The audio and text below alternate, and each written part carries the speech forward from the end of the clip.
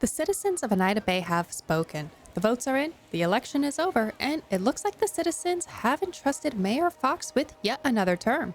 And with that comes a pretty clear mandate for what they want to see next. For far too long, our city has been growing outwards, all sprawl in low-density suburbs, but it's never really grown up. Our skyline is modest, and we don't have a true beating heart to the city just yet. The entire campaign was really won on this idea alone. Eneida Bay deserves a bigger and better downtown. So today we're going to break ground on a promise that defined the whole campaign. We're not just zoning a new district, we're starting work on forging the heart of the city. This is going to be our new downtown core, and like any big project, it all starts with a single foundational step. For a downtown, that means starting with people, which means starting with their homes. We're breaking ground on a massive block of high-rise apartments Mayor Fox is calling Fox Towers. This will kickstart the whole transformation and signal that the future of Eneida Bay is finally here. This is day one of the next chapter of our city's history. This is where the new Eneida Bay begins. The plan here isn't just to build a bunch of skyscrapers. The goal is to create a living, breathing neighborhood, a place where our citizens can live, work, and play, ideally without ever needing to get in a car. The core concept is to build a stepped skyline. I don't want a flat, boring wall of glass. Instead, our skyline will rise and fall a bit more organically.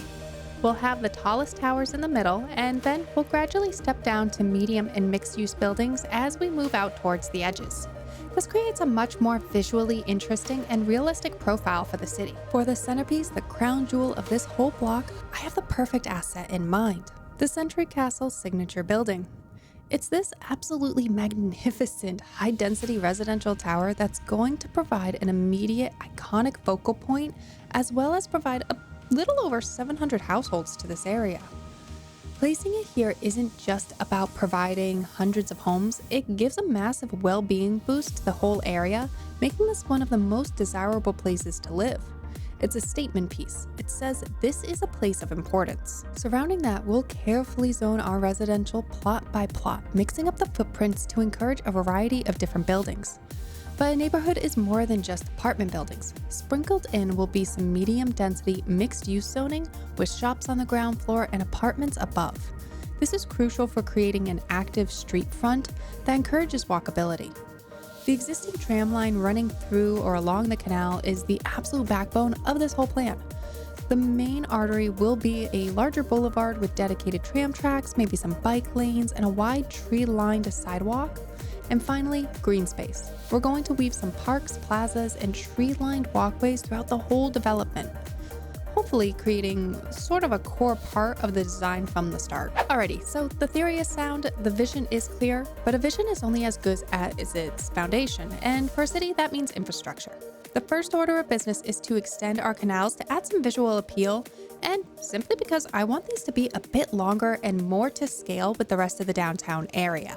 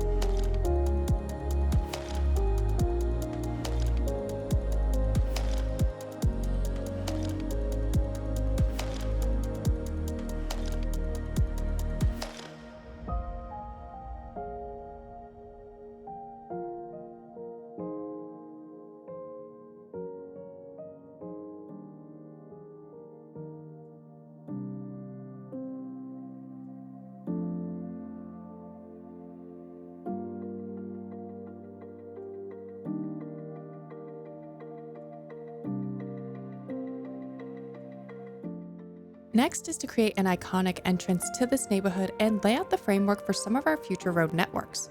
We're going with a 6-lane road with central tram tracks and some tree planters to sort of soften the look here and make the area feel more premium while still maintaining at least 2 lanes of car space. And you're gonna actually notice here I'm working a little backwards than normal. I'm actually adding a few of the assets in so that way the road network fits snugly without having to do a lot of guesswork, if that makes sense.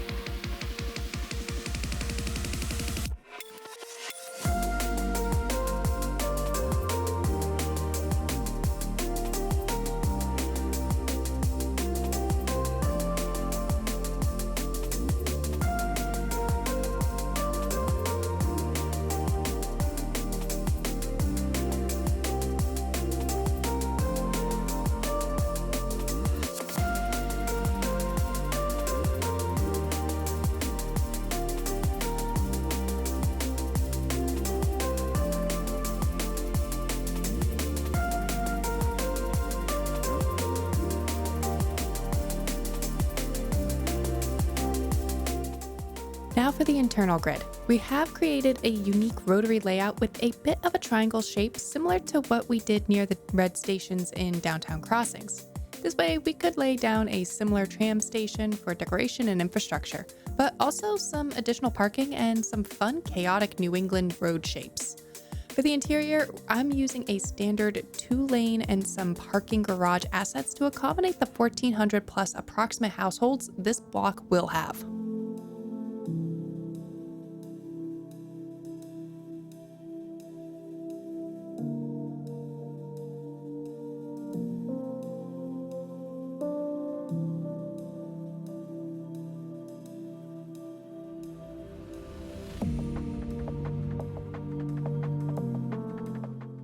Now for the most important piece, the tram system. The main line is on the canal, we just need to actually add some tracks in to the new pieces and perhaps a stop or two.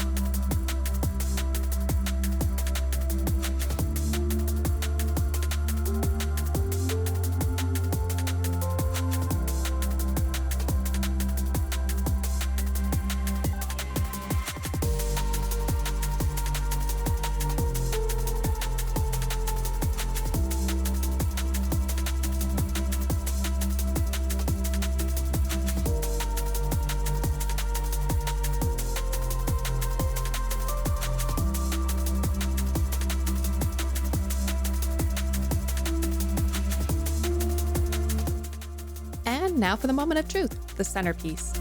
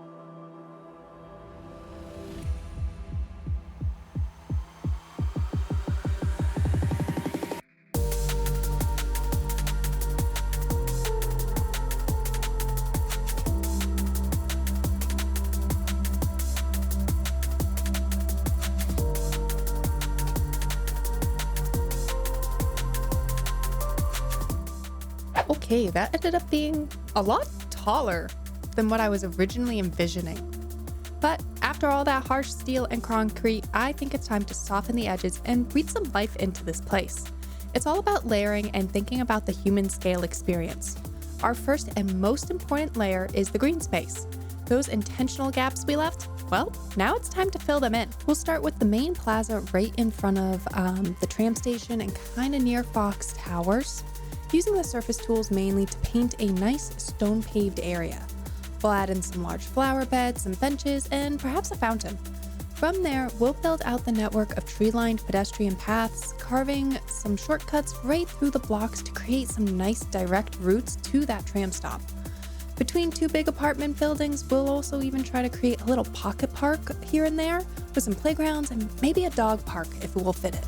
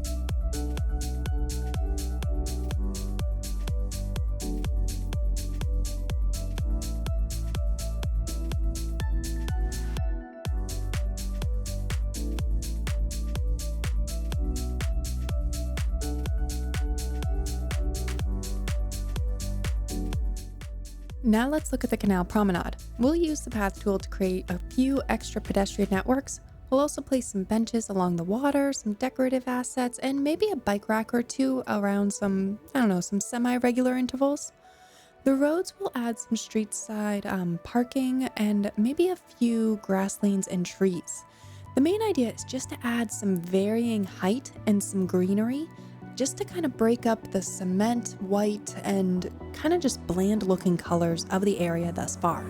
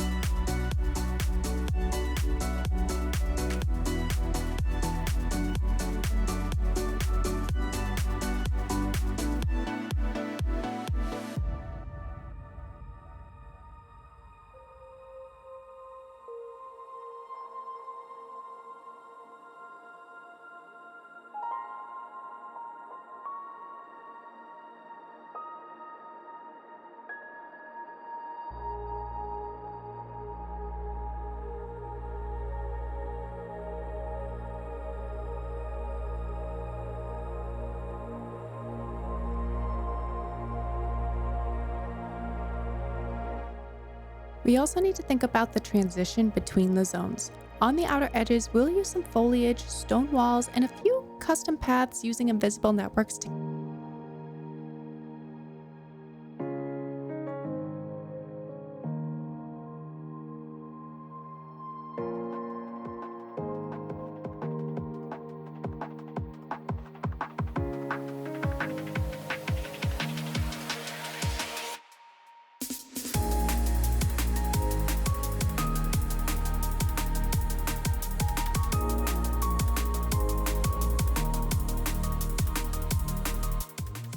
Let's hit on pause and watch as a steady stream of people will start moving in. Honestly, I think this has been a huge success. The transformation to downtown with now the tallest towers in the city to date, it's just astounding. What was a flat, empty field is now a complex, textured, and living neighborhood. Alrighty, the detailing work has made the district beautiful, but a city still has to function. It's time to dive into the data overlays. First and foremost, traffic. The flow overlay is looking pretty good.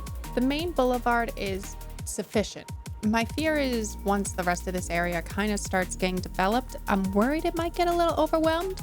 But right now, it's flowing very nicely. The public transit overlay shows our new tram line, or at least the extension of our tram line, is a success. Finally, clicking into that tram stop, we can actually see a huge percentage of residents are walking to this public transit. Honestly, that's a dream scenario. Now let's see how our services are holding up with this massive population increase. Well, hypothetical massive population increase.